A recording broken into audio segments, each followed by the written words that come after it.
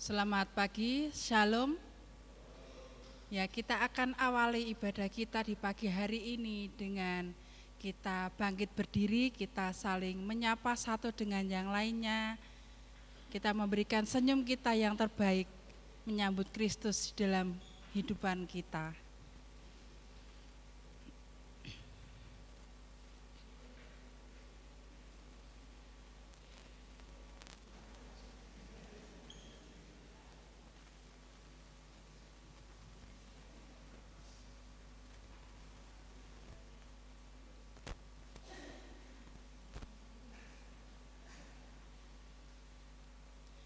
Ya, puji nama Tuhan. Mari di pagi hari ini kita benar-benar menyiapkan hati kita untuk datang ke hadirat Tuhan, untuk menyembah Dia, untuk memuji Tuhan dengan kesungguhan hati kita. Mari bersama-sama kita meresapi setiap lirik pujian, lantunan musik untuk masuk ke hadirat-Nya. Dengan iman kita percaya, Tuhan adalah Allah yang hidup. Hebat, ajaib, perkasa dalam setiap perbuatannya. Mari kita pujikan lagu ini, ku nyanyi haleluya.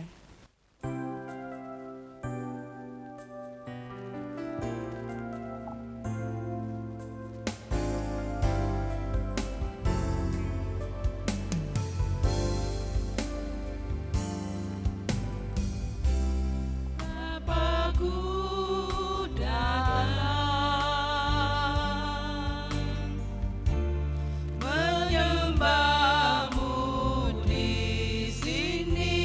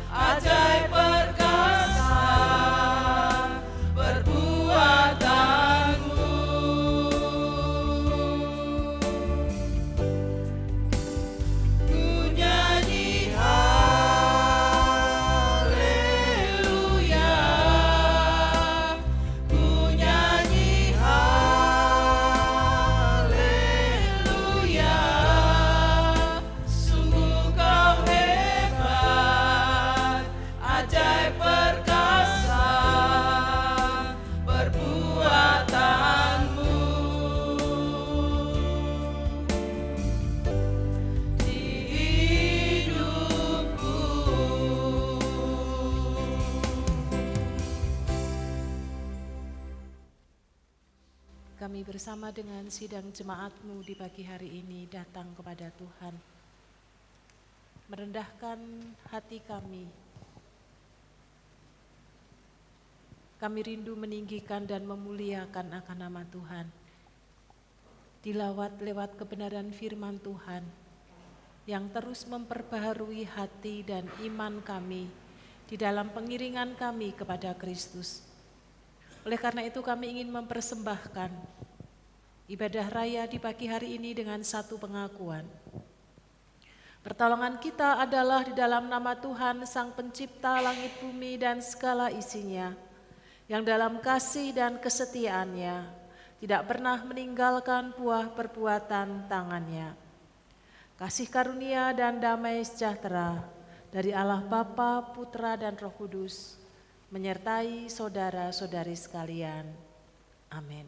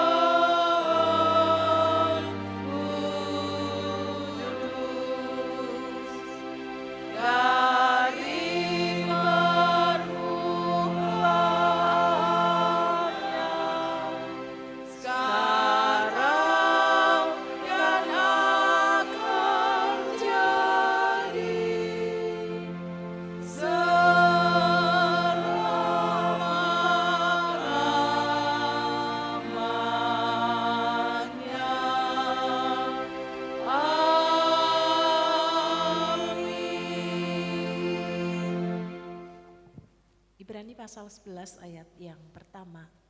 Iman adalah dasar dari segala sesuatu yang kita harapkan dan bukti dari segala sesuatu yang tidak kita lihat. Amin.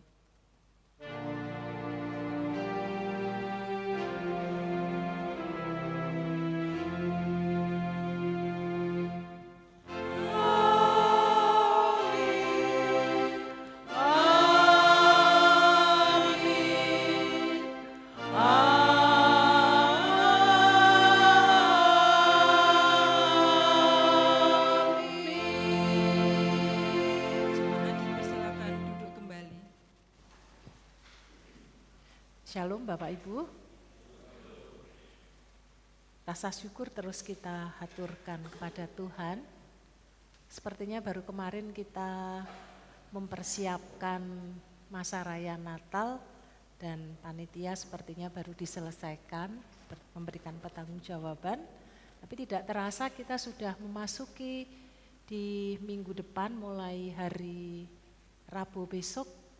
Kita masuk di masa raya Paskah, mengingatkan tentang pengorbanan tetapi juga sekaligus cinta kasih yang besar sebagai puncak anugerah Kristus, di mana setiap orang yang percaya kepada Tuhan Yesus mendapatkan anugerah keselamatan lewat kematian dan kebangkitannya di kayu salib.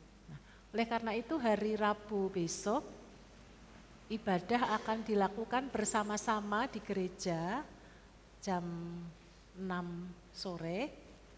Kita akan memasuki Rabu Abu di mana kita merendahkan hati di hadapan Tuhan dan juga saudara-saudari kita, dimulai dengan belajar saling melayani satu dengan yang lain lewat basuh kaki.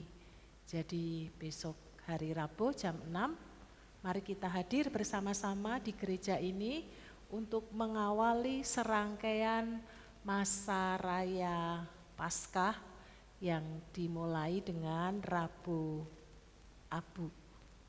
Kiranya terus hati dan iman kita semakin dipertajam dan diperkaya di dalam pengiringan kita kepada Tuhan.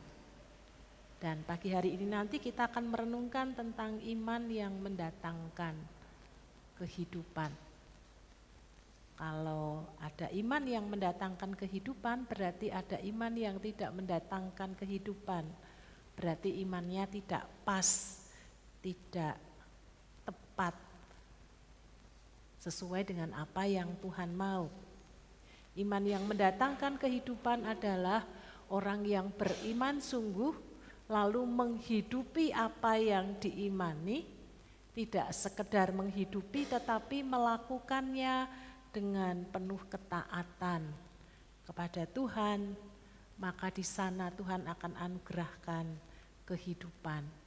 Apakah itu kehidupan ketika kita masih dalam dunia ini, di masa-masa penantian kita dan persiapan, juga kehidupan kekal yang diharapkan, dinanti-nantikan semua orang dan Tuhan anugerahkan kepada kita.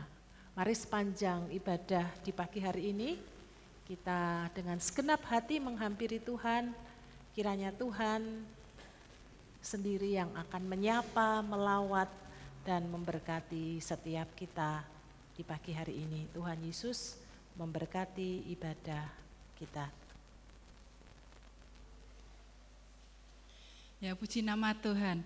Mari kita bersyukur kepada Tuhan. Atas kasih-Nya kita masih diberi kesempatan untuk memuji, memuliakan nama Tuhan, untuk bermazmur, meninggikan Dia, mengagungkan Dia.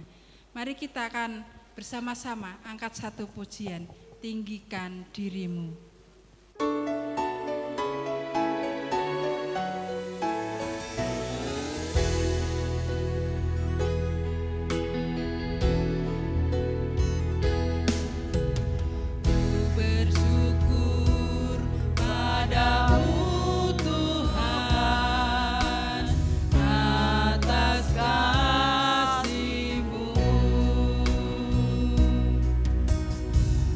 Bermazmur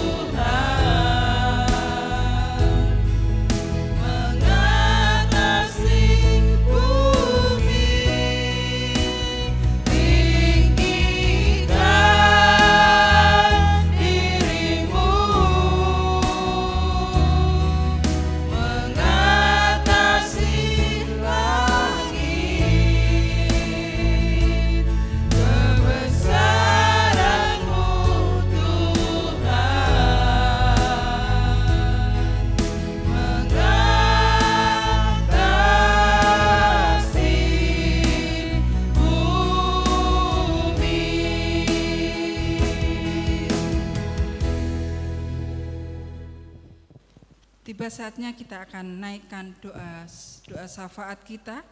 Segala perkara kita, mari kita letakkan di tangannya. Mari kita doakan untuk jemaat yang sakit, yang mengalami pergumulan secara pribadi, pekerjaan, rumah tangga, bahkan pendidikan sekolah untuk anak-anak. Kita akan terus dukung doa untuk gereja kita, untuk program-program gereja yang telah disusun. Biarlah tangan Tuhan yang bekerja. Kita juga berdoa untuk bangsa dan negara. Biarlah bangsa dan negara ini semua dalam kemuliaan Tuhan. Mari kita pujikan, Tuhan menjawab doa.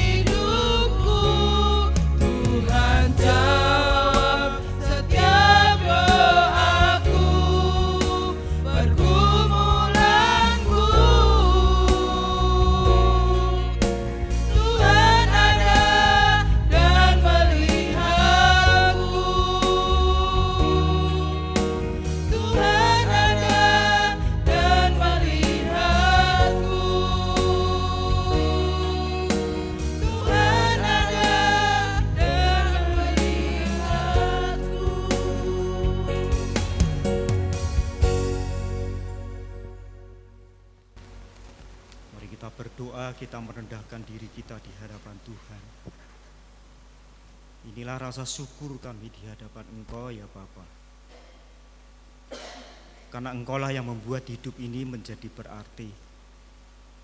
Kami kuat, kami tetap memiliki semangat. Itu semata-mata karena Tuhan. Sekalipun ada banyak badai persoalan terjadi di dalam kehidupan kami, tetapi kami tahu Tuhan, dengan siapa kami menjalani hidup ini. Dan selama kami menjalani hidup ini bersama dengan Tuhan, bergantung, bersandar dan dekat dengan Engkau, kami akan disanggupkan melewati segala rintangan di dalam hidup ini. Kami boleh merasakan dan melihat akan karya pekerjaan Tuhan yang dahsyat dan ajaib itu terjadi di dalam kehidupan kami. Terima kasih Tuhan. Kau taruh di dalam diri kami kerendahan hati kami untuk senantiasa boleh menghormati Tuhan di dalam kehidupan ini.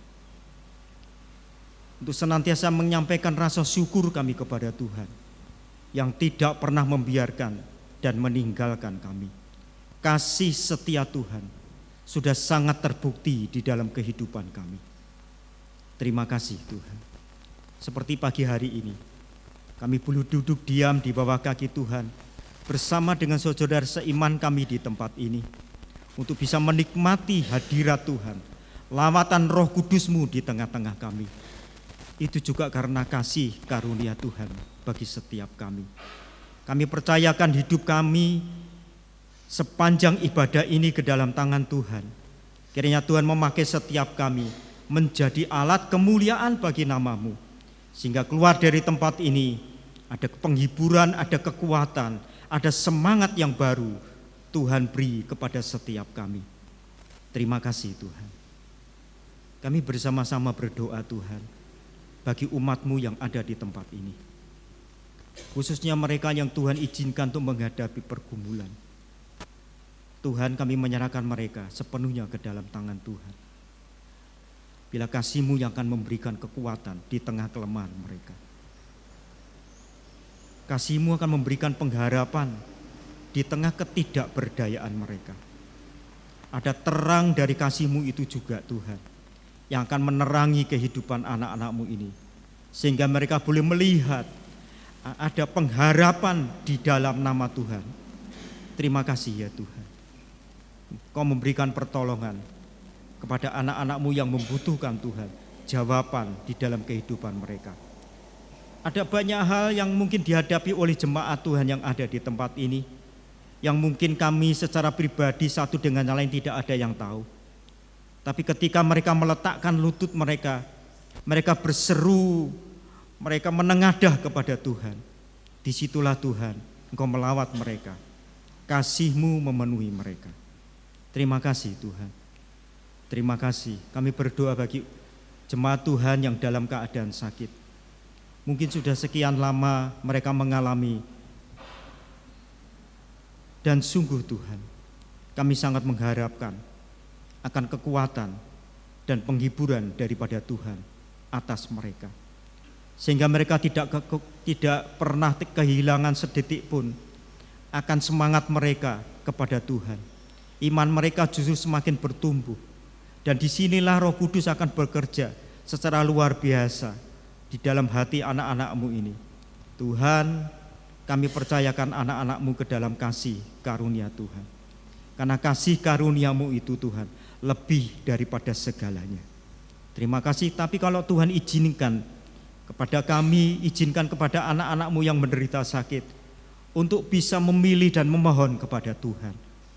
Dengan kerendahan hati kami mohon Tuhan, bila pemulihan dan kesembuhan atas mereka Tuhan kerjakan, sehingga mereka boleh semakin dikuatkan, dan kami pun juga semakin dikuatkan dengan karya kasih Tuhan yang ajaib ini. Terima kasih Tuhan. Kami berdoa menyerahkan untuk gereja ini ke dalam tangan Tuhan. Engkau yang awal dan yang akhir, Engkau terus membimbing gereja ini. Jadikan gereja ini sebagai alat Tuhan untuk bisa menarik jiwa-jiwa datang kepada Kristus, percaya, dan mereka diselamatkan oleh Tuhan. Pakai setiap kami dengan segala keberadaan kami, dengan segala kekurangan kami. Tuhan, pakai kami Tuhan menjadi kesaksian bagi nama Tuhan. Roh Kudus-Mu yang akan bekerja secara luar biasa di dalam kehidupan setiap kami. Terima kasih Tuhan. Kami menyerahkan untuk juga program-program gereja ini ke dalam tangan Tuhan. Kami bersyukur gereja tahun yang kedua sebentar akan kami akhiri bersama-sama, dan kami akan memulai di dalam program kerja yang ketiga atau yang terakhir di masa bakti kemajelisan yang sekarang ini. Kami menyerahkan semua ke dalam tangan Tuhan.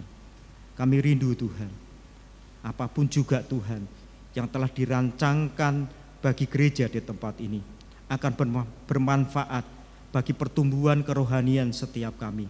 Iman kami semakin diteguhkan, semakin kuat, semakin berakar. Kami semakin sungguh-sungguh Tuhan di dalam pengiringan kami dan pelayanan kami kepada Tuhan. Untuk program Masa Raya Paskah kami juga bersyukur Tuhan sudah pilih orang-orang yang mau melayani dan bekerja sepanjang Masa Raya Paskah ini. Kami rindu Tuhan, Masa Raya Paskah yang akan kami mulai pada hari Rabu tanggal 5 Maret yang akan datang ini. Bila itu akan membawa kami Tuhan semakin memahami akan kasih-Mu yang tak terbatas itu, plafon yang tertinggi dari kasih Allah yang sudah Engkau nyatakan, Engkau berikan di dalam kehidupan kami. Engkau sudah menyelamatkan kami. Dan biar lewat itu semua kami boleh menghormati Engkau lebih dalam lagi Tuhan. Karena karya keselamatan itu bukan sebuah karya yang biasa, tapi karya yang ajaib. Tuhan lakukan bagi setiap kami, orang berdosa yang sebetulnya tidak layak diselamatkan. Oleh karena kasih karunia-Mu, Engkau menyelamatkan kehidupan kami. Dan kami menjadi anak-anak Tuhan. Kami mewarisi kehidupannya kekal bersama dengan Tuhan selama-lamanya. Terima kasih Tuhan. Kami berdoa bagi program-program yang membutuhkan dana yang cukup besar untuk pembangunan daripada ruang sekolah minggu dan lain sebagainya. Kami juga menyerahkan ke dalam tangan Tuhan.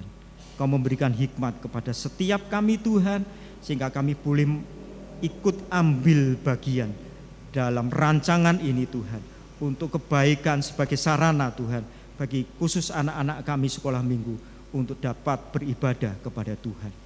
Terima kasih. Kami berdoa bagi bangsa negara kami. Kami menyerahkan juga ke dalam tangan Tuhan. Kuasa-Mu yang akan mengendalikan Tuhan bangsa ini. Kehendak-Mu dinyatakan atas bangsa ini. Lewat pemimpin-pemimpin bangsa ini, dari presiden sampai tingkat yang bawah sekalipun, semuanya dikendalikan oleh Tuhan. Kami rindu Tuhan, bangsa ini menjadi bangsa yang lebih baik, bangsa yang lebih berkenan di hadapan Tuhan. Terima kasih Bapak, terima kasih. Kami menyerahkan setiap jemaat yang hadir pagi hari ini ke dalam tangan Tuhan. Roh Kudus, jamah lawat setiap kami. Kami sangat membutuhkan Tuhan. Kami ingin merasakan kekuatan Tuhan lewat puji-pujian, lewat firman yang nanti akan disampaikan, menjadi sebuah berkat yang khusus bagi setiap kami. Terima kasih Engkau memberkati setiap kami, memberkati setiap pelayan Tuhan pagi hari ini. Terima kasih Tuhan, terima kasih Tuhan. Kami berdoa di dalam nama Tuhan Yesus Kristus, yang juga sudah mengajar kepada kami berdoa. Bapa kami yang di surga, dikuduskanlah nama-Mu, datanglah kerajaan-Mu, jadilah kehendak-Mu di bumi seperti di surga.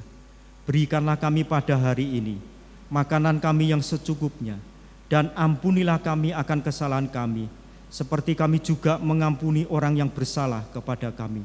Dan janganlah membawa kami ke dalam pencobaan, tetapi lepaskanlah kami daripada yang jahat.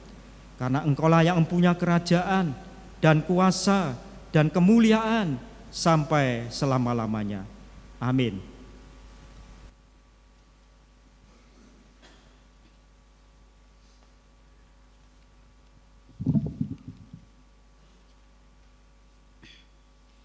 Jemaat yang dikasihi Tuhan, mari kita siapkan hati kita untuk menerima taburan firman Tuhan.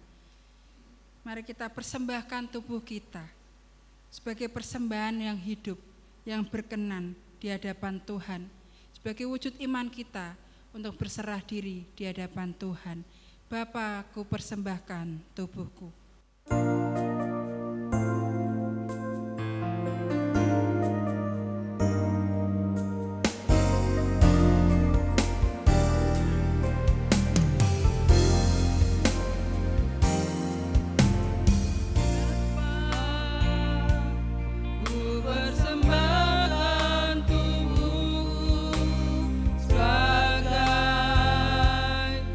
Persembahan yang hidup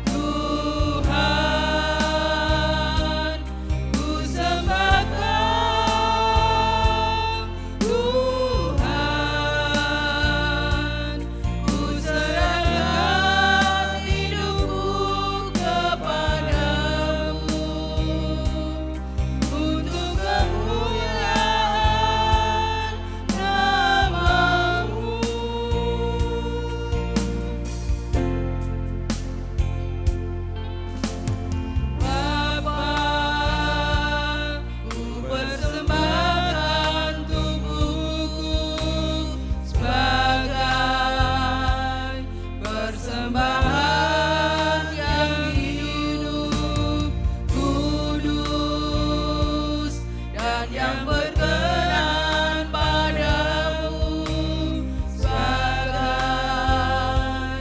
ibadah yang sejati. Ku sembah Tuhan, ku sembah Tuhan,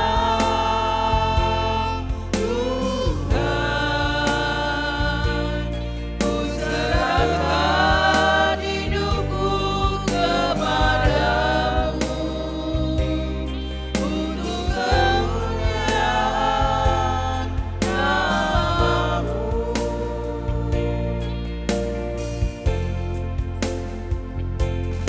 Ku sembah Tuhan, ku sembah Tuhan, ku serahkan hidupku kepadamu untuk kemuliaan nama-Mu.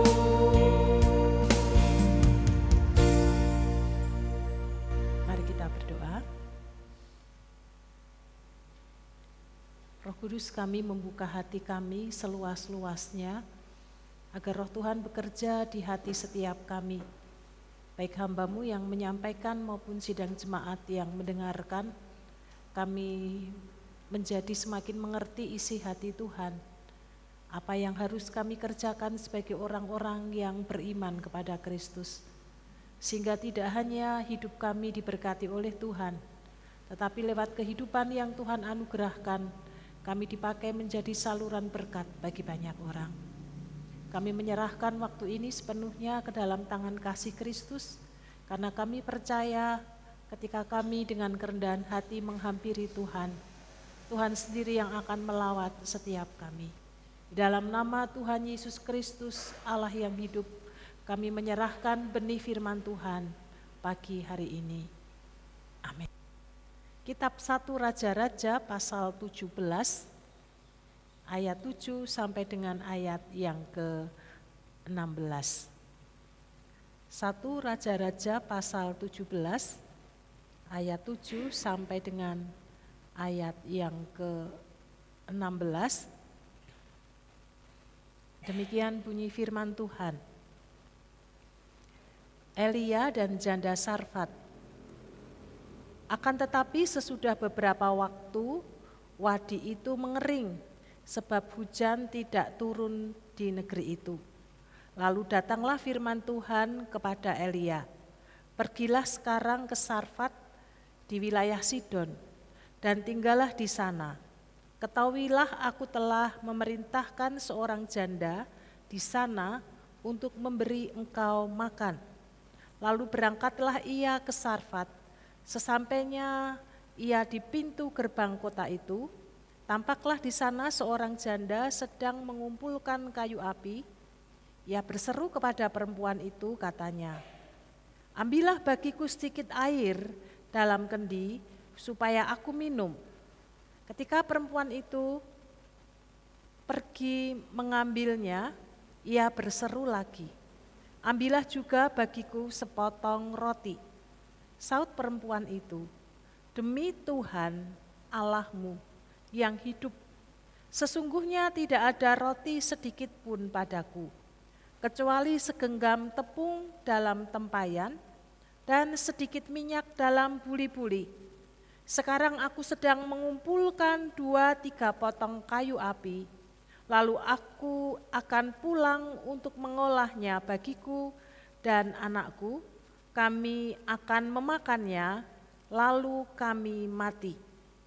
Tetapi kata Elia kepadanya, jangan takut, pulanglah, lakukanlah seperti yang kau katakan.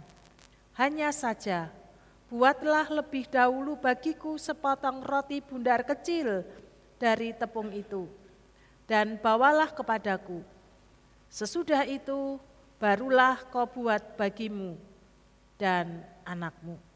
Sebab beginilah firman Tuhan Allah Israel, tepung dalam tempayan itu tidak akan habis dan minyak dalam buli-buli itu pun tidak akan berkurang sampai pada waktu Tuhan memberi hujan ke atas muka bumi. Perempuan itu pun pergi dan melakukan seperti yang dikatakan Elia. Perempuan itu dan seisi rumahnya serta Elia mendapat makan hari demi hari. Tepung dalam tempayan itu tidak habis dan minyak dalam buli-buli itu tidak berkurang. Seperti firman Tuhan yang disampaikannya dengan perantaraan Elia. Amin. Berbahagialah setiap kita yang hidupnya dimurnikan oleh kebenaran firman Tuhan. Bapak, Ibu, dan Saudara yang dikasihi Tuhan, kisah ini adalah dimulai satu kisah peristiwa. Kalau Bapak Ibu baca di bagian pasal sebelumnya, Ahab, raja Israel, tidak hanya hidup menurut nenek moyangnya yang mendukakan hati Tuhan.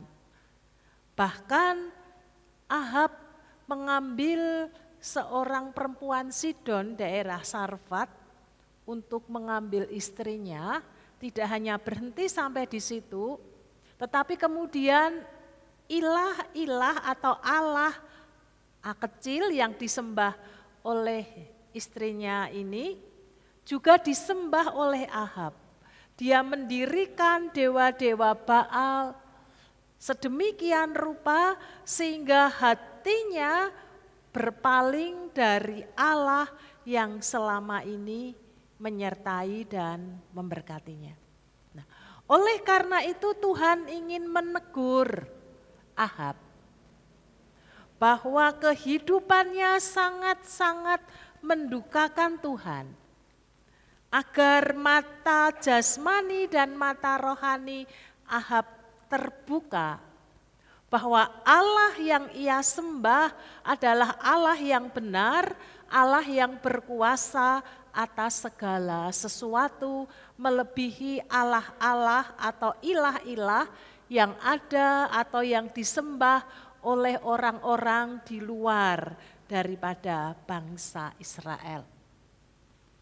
Lalu kemudian Tuhan mengutus nabinya, Nabi Elia, untuk ketemu dengan Ahab dan dia berkata kepada Ahab sesuai dengan firman yang ia dapat di ayat 1 sampai dengan ayat yang ke-6.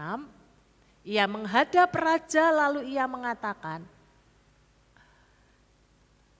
bahwa tidak akan ada hujan ataupun embun kalau ia tidak mengatakannya. Dalam arti kalau Elia tidak mengatakannya akan ada hujan, maka sepanjang waktu itu pun mereka akan mengalami kekeringan karena tidak ada hujan sama sekali.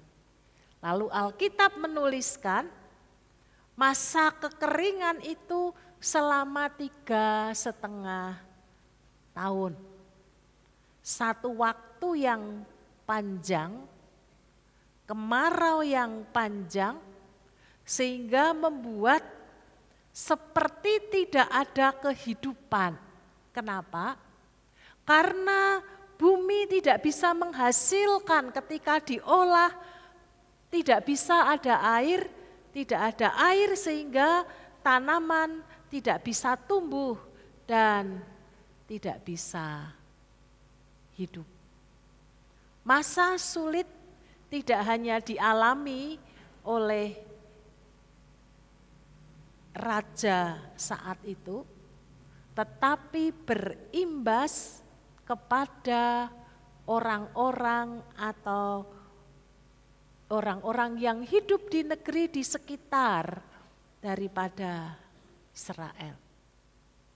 Jadi tidak hanya karena Ahab yang berdosa lalu ditanggung oleh Ahab, tetapi lewat dosa yang dilakukan Ahab berakibat rakyat, orang-orang di sekitarnya ikut menanggung akan salah dan dosa yang dialami oleh Ahab.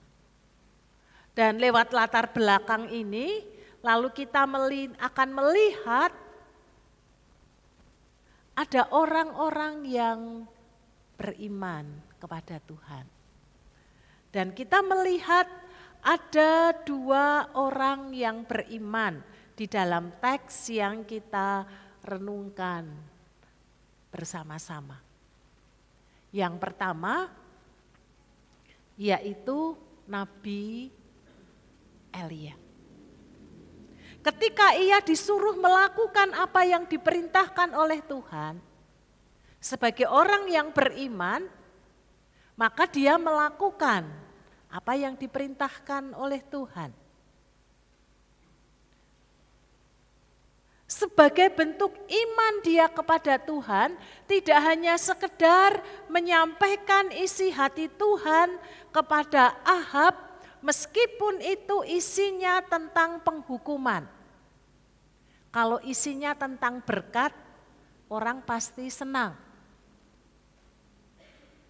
Menyampaikan isi hati Tuhan untuk mewartakan satu berkat. Tetapi ini mewartakan akan firman Tuhan, isi hati Tuhan tentang hukuman. Sehingga bagi Elia bukan juga sesuatu yang mudah untuk disampaikan, tetapi karena ia percaya, ia beriman kepada Tuhan, maka ia melakukan apa yang firman Tuhan suruh di dalam hidupnya.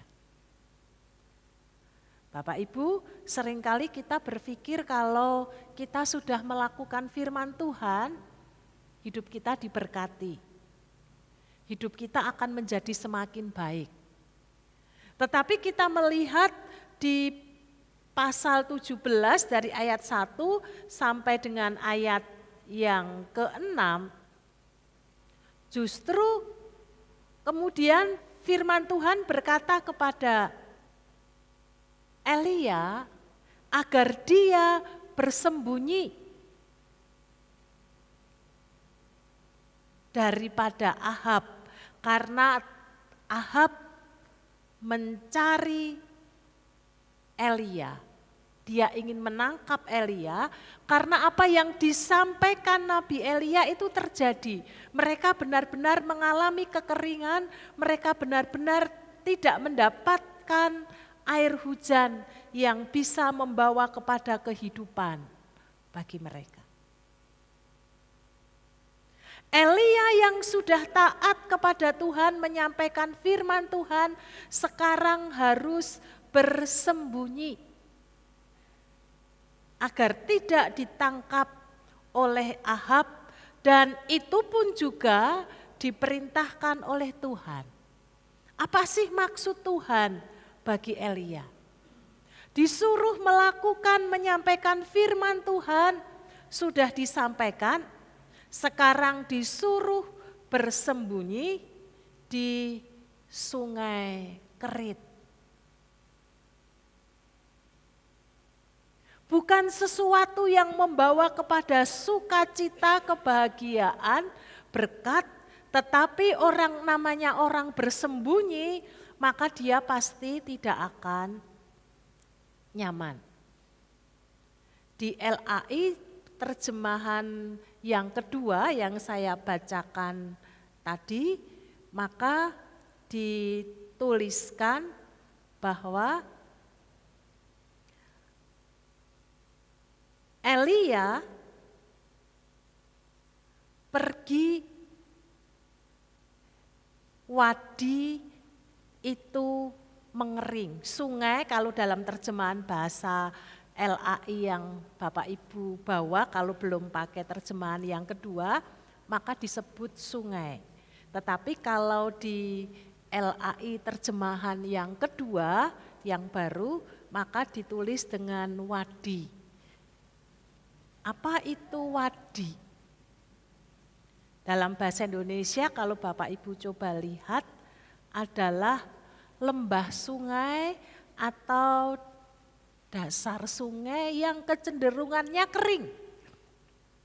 Dia mendapatkan air kalau dari tempat yang tinggi ada hujan, jadi kayak dapat air itu dari air kiriman dari tempat yang tinggi lalu turun ke bawah, baru sungai itu ada airnya.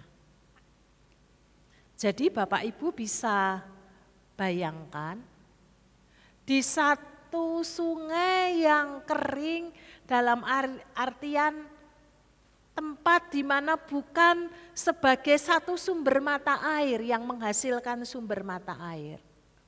Dia hanya mendapatkan kiriman air kalau di tempat lain ada hujan dan air itu turun di sungai itu. Tetapi ketika Tuhan menyuruh untuk bersembunyi di sungai Kerit itu, di Wadi Kerit itu, maka yang luar biasa adalah di situ ada air, meskipun masa kekeringan itu sangatlah panjang. Untuk menunjukkan kemahakuasaan Tuhan di tengah-tengah kesulitan, di tengah-tengah tidak ada air, tetapi Elia masih tetap mendapatkan air karena Tuhan yang memberi, Tuhan yang mengirimkan. Inilah iman yang dimiliki oleh Elia.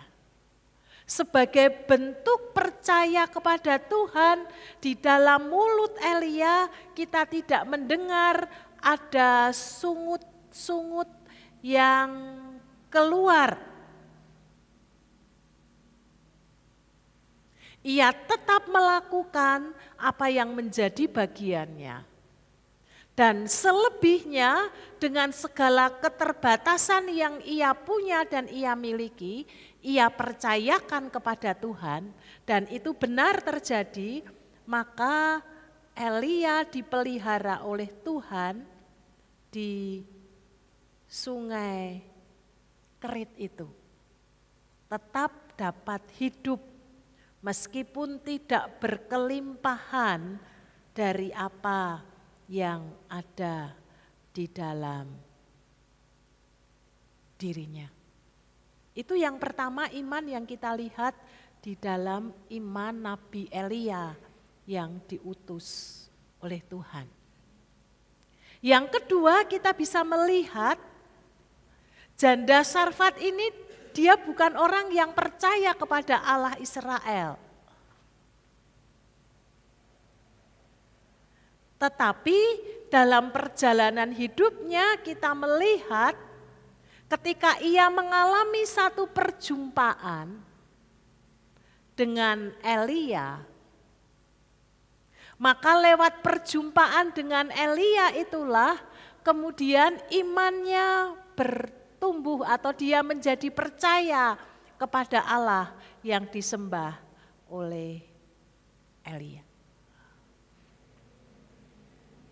Di mana letak bahwa janda Sarfat ini percaya kepada Allah yang disembah oleh Nabi Elia. Di teks kita membaca bahwa ia juga mengalami kesulitan, lalu yang ia punya hanya sedikit minyak dan sedikit tepung. Lalu kalau mereka olah, mereka makan, lalu bahasa yang digunakan sesudah itu mereka akan mati. Kenapa? Karena sudah tidak punya stok lagi, sudah tidak ada yang bisa dimakan lagi. Benar-benar mengalami kemiskinan yang sangat miskin. Kalau orang tidak bisa makan, tidak bisa minum, bukan karena sakit, tetapi karena paceklik. biasanya orang akan menjual apapun untuk bisa mempertahankan kehidupannya. Tetapi janda ini dia sudah tidak punya apa-apa, yang hanya bisa dimiliki segenggam tepung dan sedikit minyak. Janda ini juga tidak menjual rumahnya, mungkin kalau dijual juga tidak akan laku. Karena rumah yang sangat sederhana hanya bisa untuk berteduh, dan orang yang dibutuhkan saat itu bukan tempat tinggal, karena masing-masing orang sedang mempertahankan kehidupannya.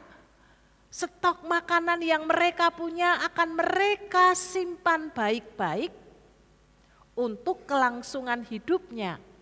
Perhatikan, 3,5 tahun bukan waktu yang panjang.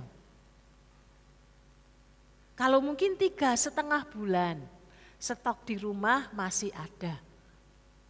Penyimpanan di gudang mungkin masih ada.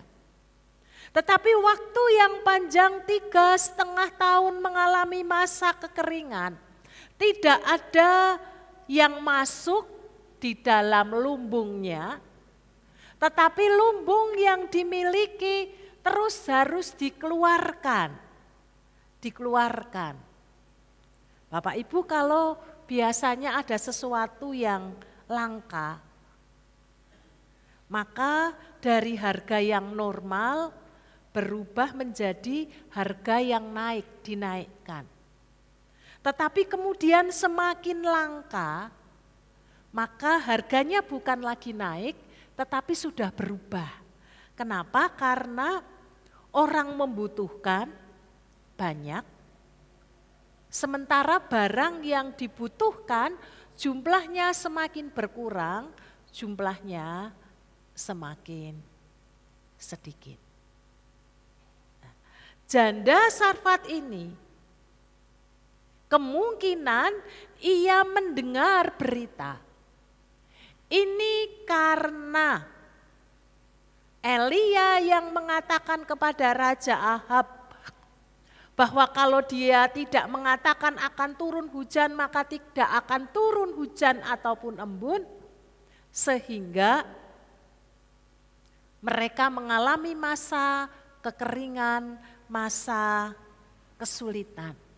Tidak hanya berkaitan dengan air, tetapi ketika kemudian disebutkan ada masa kekeringan, maka mempengaruhi seluruh aspek kehidupan umat manusia. Dan ketika janda Sarfat ini tahu bahwa Allah yang disembah oleh Elia, lewat ia sampaikan sehingga kemudian banyak orang menjadi mengerti siapa Elia itu. Maka kemudian ketika Elia berkata kepada janda Sarfat ini, Elia menyampaikan apa yang Tuhan katakan di teks yang kita renungkan. Agar Elia pergi ke Sarfat dan di sana Tuhan akan perintahkan seorang janda untuk menolong dia atau memberi makan kepada Nabi Elia. Dan dengan ketaatannya itulah, maka Elia meninggalkan sungai Kerit dan pergi ke Sarfat. Dan di sana ia benar berjumpa dengan seorang janda. Sekali lagi yang dijumpai Elia bukan seorang janda yang kaya, yang mampu, yang memiliki banyak hal yang bisa diandalkan dan digerakkan oleh Tuhan untuk menolong Elia. Untuk kali yang kedua kita juga melihat Elia diperjumpakan dengan janda yang miskin, yang hanya tinggal memiliki sedikit tepung dan sedikit minyak dalam buli-buli. Dan karena Tuhan memerintahkan bahwa dia akan dipelihara oleh seorang janda itu, maka Elia mulai menyampaikan dengan berkata, berikan kepadaku sedikit air minum. Dan ketika perempuan itu hendak memberikan kepada Elia, lalu kemudian ia melanjutkan, ia meminta kepada janda Sarfat itu untuk memberi dia juga roti. Karena ia percaya bahwa Tuhan yang akan menolong Elia. Elia percaya di situ ada pemeliharaan Tuhan seperti waktu-waktu yang lalu yang ia pernah alami di dalam kehidupannya. Dan dengan kepolosannya perempuan tadi menyampaikan apa yang ada di dalam dirinya. Lalu kemudian Elia menyampaikan firman Tuhan kepada janda Sarfat itu. Buatkanlah diriku terlebih dahulu, sesudah itu engkau dan juga anakmu. Lalu Elia mengatakan bahwa jangan takut, pulanglah, lakukanlah seperti yang kau katakan. Hanya saja buatlah lebih dahulu bagiku sepotong roti bundar kecil dari tepung itu dan bawalah kepadaku, sesudah itu barulah kau buat bagimu dan anakmu.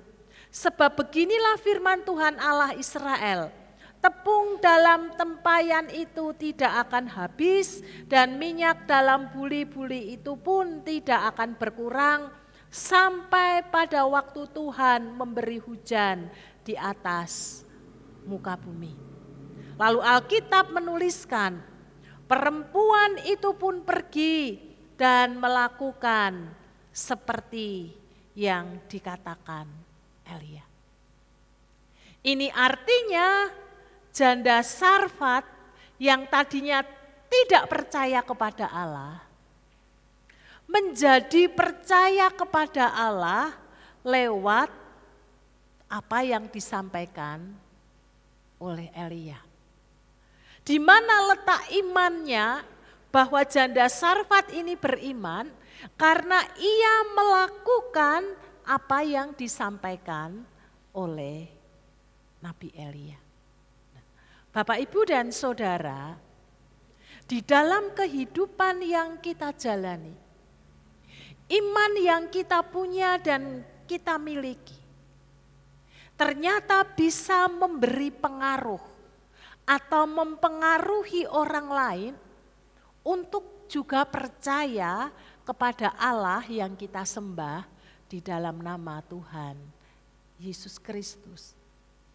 Lewat sikap, lewat perilaku yang kita lakukan di dalam kehidupan kita sesehari, yang menunjukkan bahwa kita adalah orang-orang yang beriman kepada Kristus, maka orang melihat perilaku kita, orang melihat sikap kita, dan lewat apa yang kita lakukan menjadi daya magnet. Menjadi daya magnet bagi orang lain untuk juga ingin mengalami pengalaman hidup seperti kita karena kita beriman kepada Kristus.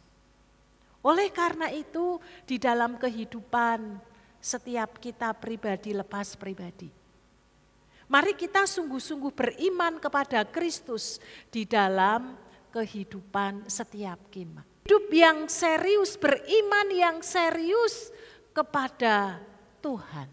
Orang beriman berarti orang itu melakukan apa yang diimani. Bukan hanya sekedar lewat mulut pemanis agar orang suka atau berbahasa basi. Tetapi ketika kita berkata beriman, apapun yang terjadi, maka ia akan melakukan dan menghidupi apa yang diimani. Tidak melihat situasi, suasana, keberadaan, kondisi yang ada. Yang kedua yang kita bisa lihat bersama-sama adalah, selain ada dua orang yang beriman, di mana yang pertama memiliki iman yang benar didasari dengan ketaatan. Yang kedua, janda Sarfat ini beriman karena ia melihat, lalu dia beriman kepada Tuhan. Yang kedua, kita melihat dua pribadi, dua orang yang sama-sama taat kepada Tuhan. Tidak hanya sekedar Elia pergi ke Sarfat dan berjumpa dengan seorang janda yang miskin, dia percaya bahwa Tuhan tetap akan pelihara dia. Tetapi juga ketika ia pergi ke Sarfat daerah Sidon, itu sama dengan ibaratnya kutuk marani sunduk.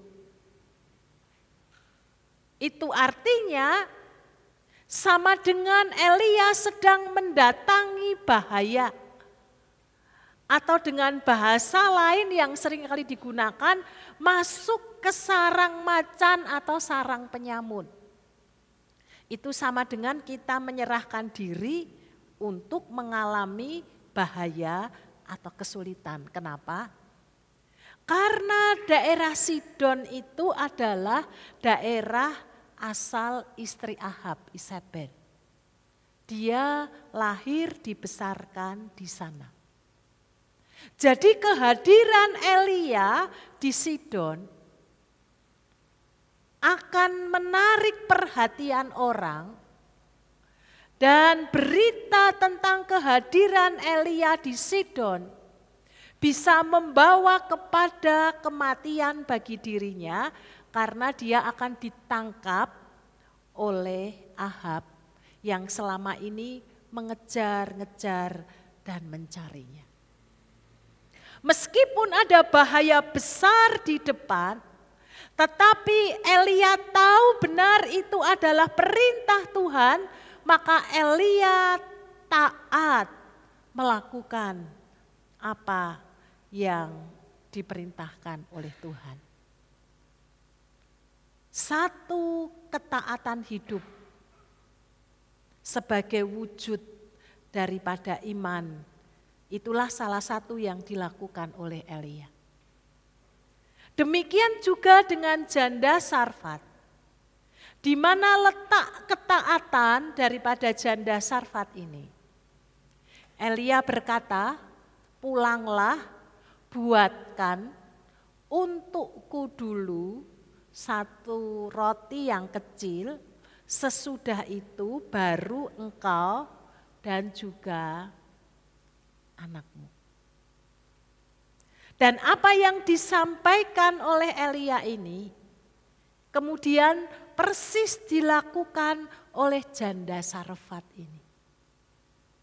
Janda yang hanya sekedar memiliki tepung, sedikit memiliki tepung dan minyak.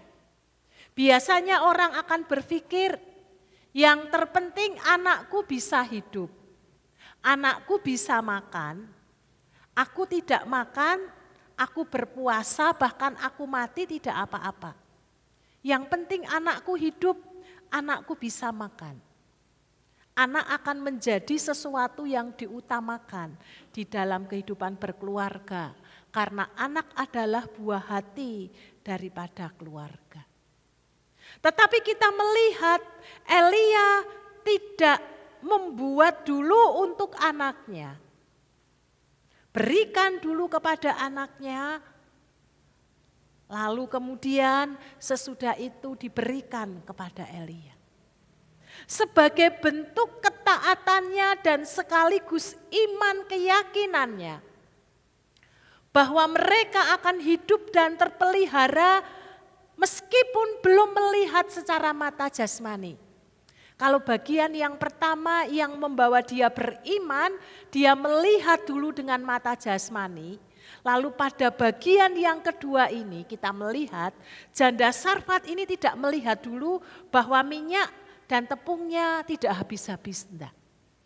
Tetapi dengan ketaatan ia melakukan. Ia belajar memberi yang terbaik. Karena dia membuatkan terlebih dahulu kepada Elia sebagai satu simbol ia berikan kepada Allah. Dan sesudah itu dia baru membuat untuk anaknya dan juga buat dirinya. Bapak, Ibu dan Saudara, dalam bagian ini kita melihat tidak hanya sekedar janda Sarfat sedang memberi di tengah-tengah kekurangannya, keminimalisannya. Tetapi juga janda ini memberi yang terbaik dari kekurangan, dari keterbatasan, dari ketidakberdayaannya. Tetapi justru ketika ia belajar percaya, belajar memberi yang terbaik dari kekurangannya, dari keterbatasannya, tetapi yang jelas dari apa yang ia punya. Maka disitulah kita melihat pemeliharaan Tuhan, Tuhan nyatakan. Kehidupan Tuhan beri dan anugerahkan kepada janda Sarfat dan juga Elia. Terjadi satu mujizat, tepung yang sedikit, minyak yang sedikit, meskipun setiap hari diambil agar mereka bisa hidup, mereka bisa makan, tetapi tidak pernah habis sampai masa kekeringan itu berakhir. Dari bagian kisah ini kita diingatkan. Beriman harus disertai dengan satu ketaatan.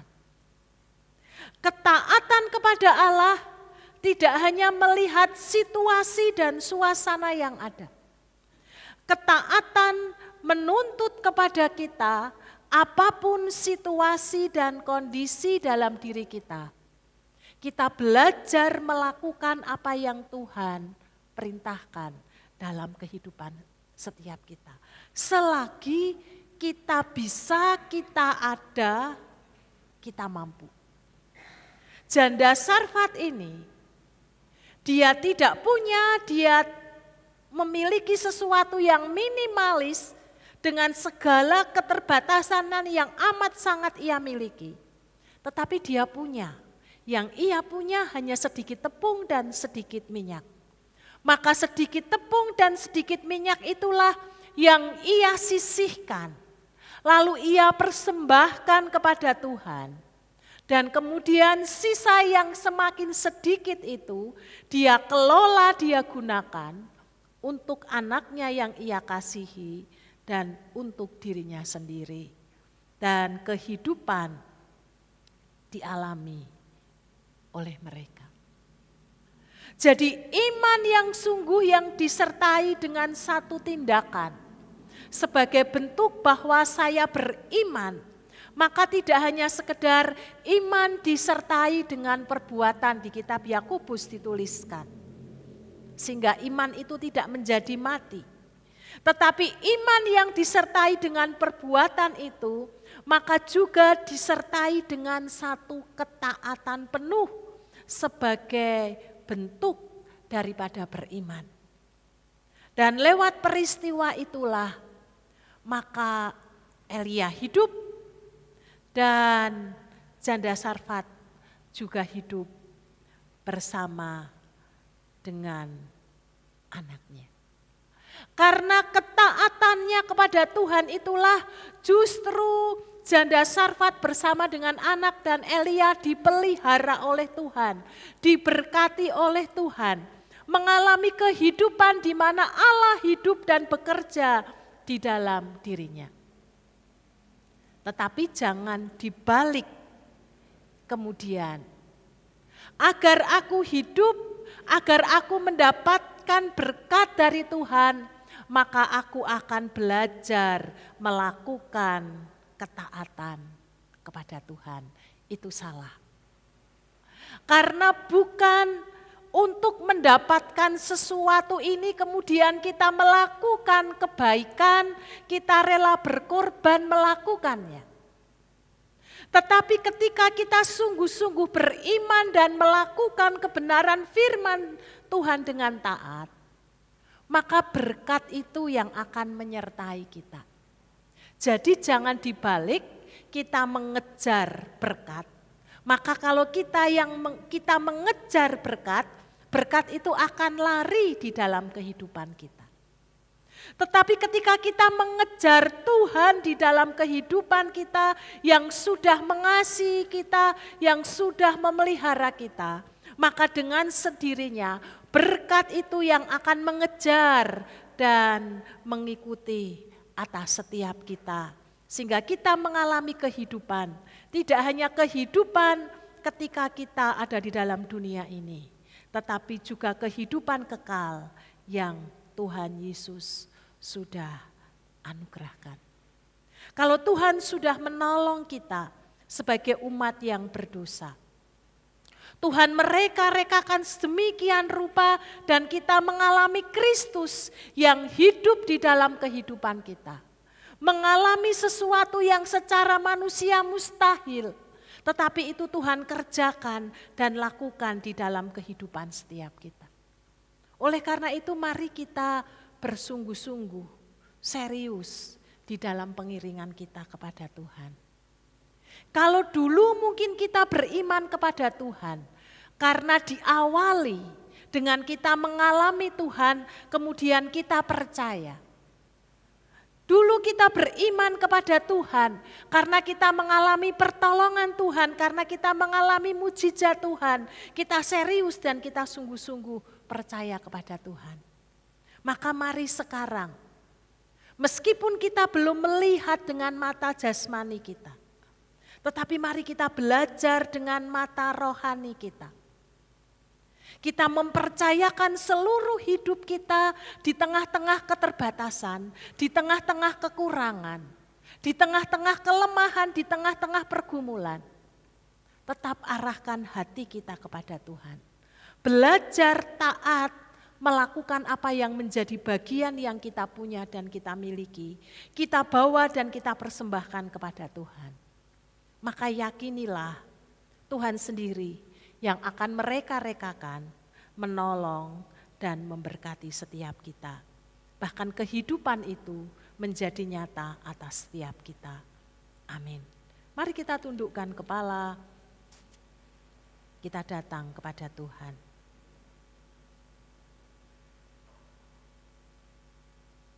Terima kasih untuk sabda kebenaran firman Tuhan pagi hari ini. Terima kasih untuk pembelajaran iman. Kami sedang diajar oleh Tuhan lewat seorang dengan segala keterbatasan yang ia miliki. Janda Sarfat, karena ia percaya maka ia taat melakukan firman Tuhan. Dengan segala kekurangan, keminimannya, pergumulan-pergumulan hidupnya. Tapi justru disitulah janda ini mengalami pemeliharaan Tuhan. Bahkan tidak hanya berhenti di masa kekeringan, ia mendapatkan pemeliharaan Tuhan. Bahkan ketika anaknya sakit, Tuhan pun tolong lewat Nabi Elia, sehingga anak itu menjadi hidup dan mengalami lawatan jamahan Tuhan. Kami ingin belajar dalam kehidupan ini ya Tuhan, tolong kami ya Roh Kudus, agar kami belajar memberi yang terbaik bagi Tuhan, lewat apa yang kami punya, lewat apa yang Tuhan percayakan kepada kami. Karena kami tahu dan percaya berkat yang asalnya daripada Tuhan harus kami kembalikan kepada Tuhan sebagai bentuk rasa syukur kami atas pemeliharaan yang Tuhan beri. Ajari kami untuk beriman dengan sungguh, belajar taat dengan penuh kepada Tuhan. Karena kami percaya kebaikan kemurahan Tuhan akan menyertai langkah hidup kami. Tuhan tidak menjanjikan kami berkelimpahan, tetapi Tuhan menjanjikan kepada kami kehidupan. Tuhan menjanjikan kepada kami pemeliharaan. Dan lebih daripada itu Tuhan menjanjikan kepada kami anugerah keselamatan yang tidak bisa dibeli oleh apapun dalam kehidupan ini. Oleh karena itu mampukan kami di hari-hari yang Tuhan masih anugerahkan bagi kami. Untuk kami belajar taat, melakukan apa yang Tuhan mau. Apa yang Tuhan kehendaki dalam kehidupan kami ketika Tuhan berbicara kepada setiap kami. Pribadi lepas pribadi. Ajari kepada setiap kami yang mendengar firman Tuhan ini untuk tunduk dan taat kepada Tuhan. Karena itu adalah pilihan yang terbaik bagi setiap kami. Terima kasih untuk sabda kebenaran firman-Mu dan hamba-Mu percaya setiap jemaat-Mu dimampukan untuk mengerti apa yang menjadi kehendak Tuhan di dalam kehidupan yang masih Tuhan anugerahkan bagi kami. Hari lepas hari. Di dalam nama Yesus Kristus, kami mengucap syukur untuk firman Tuhan pagi hari ini. Amin. Ya, puji nama Tuhan, kita akan memberikan korban syukur kita kepada Tuhan. Di pagi hari ini ada 2 kantong persembahan, yang hitam untuk operasional gereja dan yang hijau untuk mendukung diakonia. Nats Alkitab di pagi hari ini yang mendasari kita untuk memberikan persembahan diambil dari 1 Tawarik 16 ayat 29a. Berilah kepada Tuhan kemuliaan namanya, bawalah persembahan dan masuklah menghadap Dia. Saya undang petugas untuk maju ke depan. Terima kasih Tuhan untuk kasih-Mu yang sungguh luar biasa dalam kehidupan kami. Di pagi hari ini kami mengucap syukur Tuhan, kami serahkan persembahan kami sebagai ucapan syukur kami. Kiranya Tuhan sucikan dan kuduskan persembahan kami, agar kudus dan harum di hadapan Tuhan. Di dalam nama Tuhan Yesus kami serahkan persembahan ini hanya ke atas tangan-Mu. Amin. Silakan duduk, kantong dapat diedarkan diiringi instrumen pujian.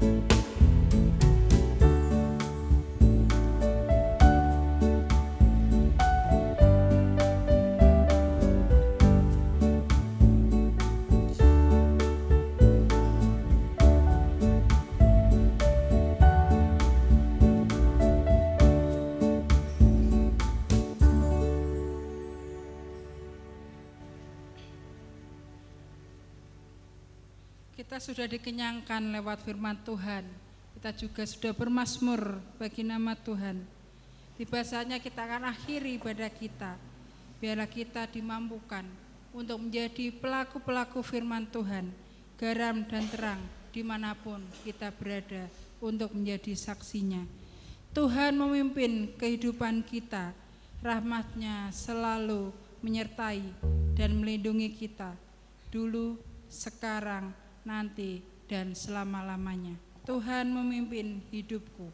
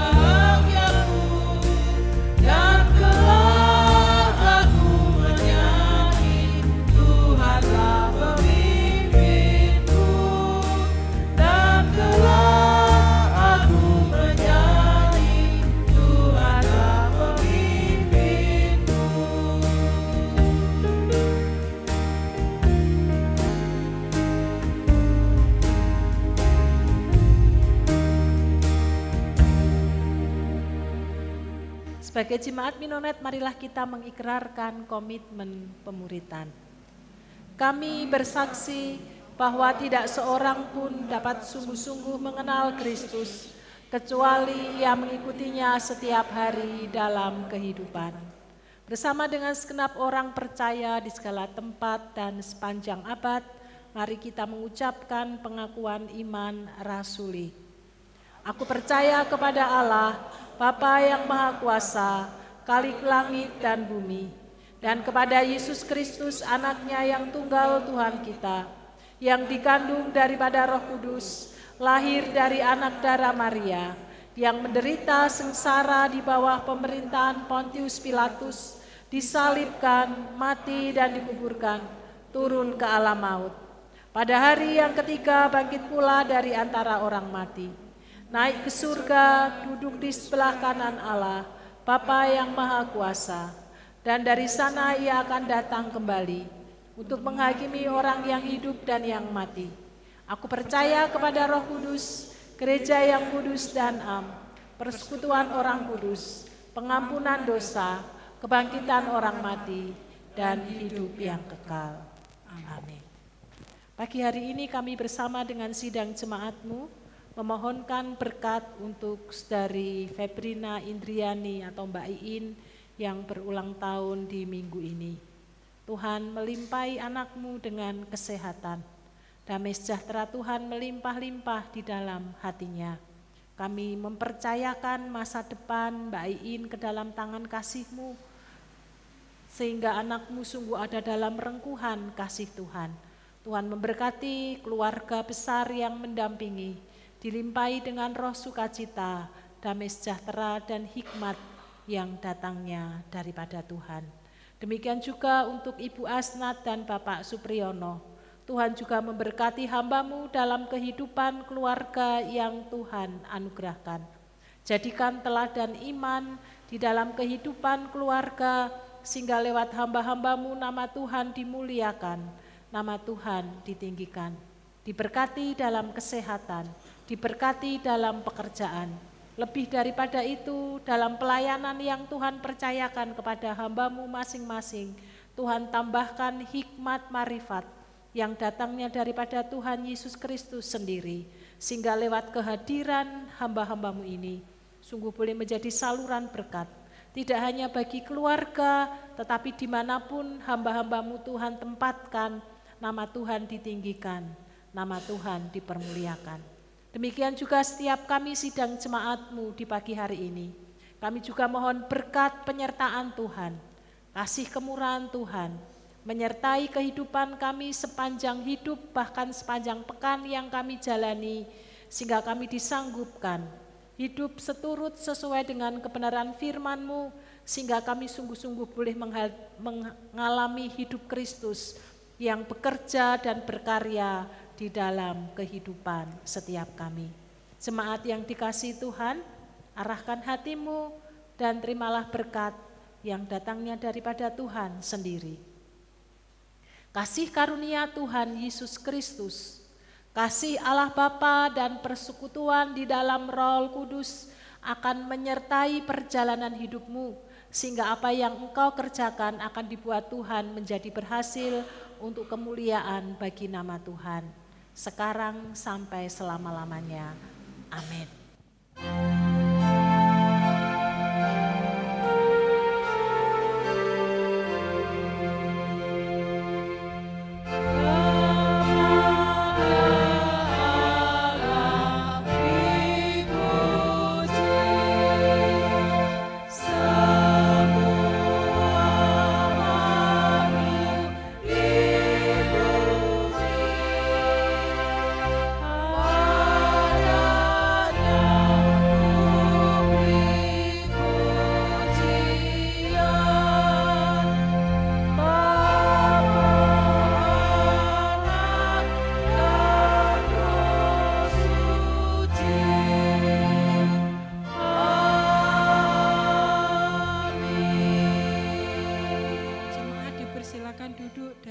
Saat teduh.